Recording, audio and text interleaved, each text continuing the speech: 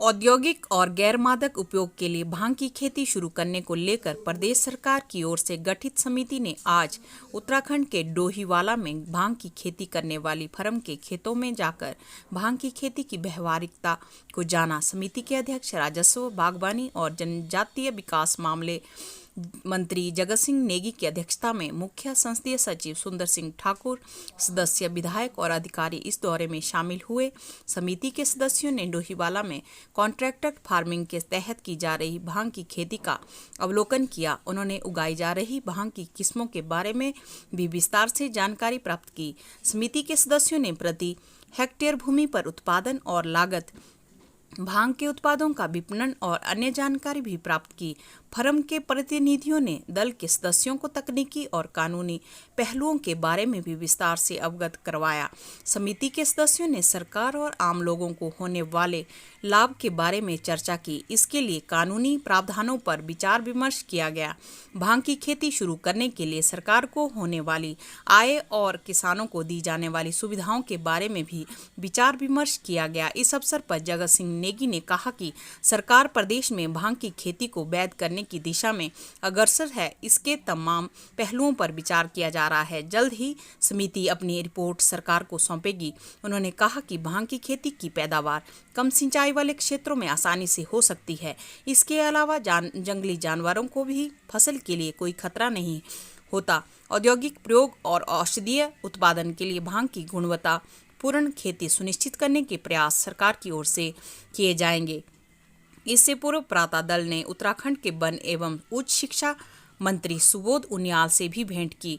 उनसे विस्तृत चर्चा की। समिति के सदस्य मुख्य संसदीय सचिव सुंदर सिंह ठाकुर, विधायक डॉक्टर हंसराज, सुरेंद्र शौरी, केवल सिंह पठानिया, डॉक्टर जनकराज और पूर्णचंद ठाकुर तथा अधिवक्ता देवन, सहायक आयुक्त आबकारी डॉक्टर राजीव डोगरा, भांग की खेती करने वाली फर्म के प्रतिनिधि सृजन शर्मा व विक्रम मित्रा और अन्य व्यक्ति उपस्थित रहे। तूफान मेल न्यूज के लिए नीना गौतम की रिपोर्ट। ये जो जैकेट है ये भी भांग के रेशे से बनी हुई है और यहाँ पे ये देखेंगे आप पीछे, मेरे पीछे ये पॉली हाउसेज है जो भांग की यहाँ पे कंट्रोल्ड खेती हो रही है। लेकिन मैं साफ तौर से फिर से कहना चाहता हूँ, इसमें नशा नहीं है इस भांग में, लेकिन दवाइयों के सब गुण है। ऐसा बीज सरकार सोच रही है हिमाचल में भी इस तरह की खेती जो है, हम ऊंचे क्षेत्र, नीचे क्षेत्र, इवन जो हमारे जो है प्लेन का जो मैदानी क्षेत्र है उसमें भी, ये मैदानी क्षेत्र है जहाँ पे ये खेती लगी है। ये उत्तराखंड का मैदानी क्षेत्र है और यहाँ पे ये खेती लगी है और कॉन्ट्रैक्चुअल फार्मिंग है। ऐसे में एक बहुत बड़ा कदम है हिमाचल में जो भांग की खेती को लीगल किया जा रहा है और ये नशा मुक्त भांग है। मैं साफ बोलना चाहता हूँ कि इसमें नशा नहीं है, ये कानूनी वैध भांग है, लेकिन इसमें दवाइयों के सारे गुण हैं। ये हमारे यहाँ इसके ओनर हैं इस खेत बहुत निचला हुआ चुनाव क्षेत्र है और हमारा चौहार घाटी का क्षेत्र है, लाका बदार का क्षेत्र है,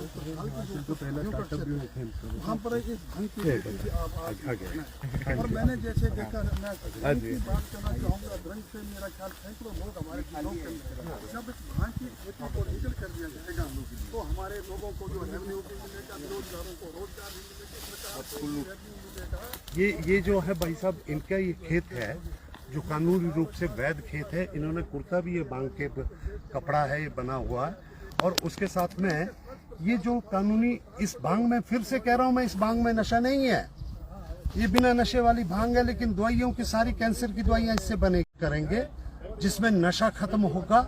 इस भांग में नशा नहीं है।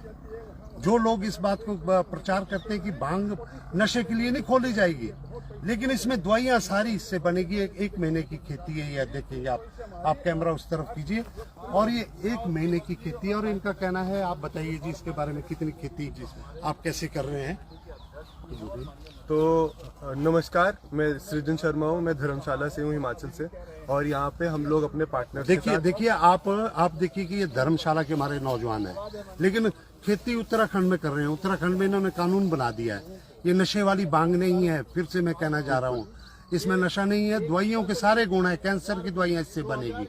आप बताइए जी शर्मा जी। तो हम लोग यहाँ पे ये भांग उगा रहे हैं, इसको औद्योगिक भांग बोलते हैं। तो इस तरफ से इसका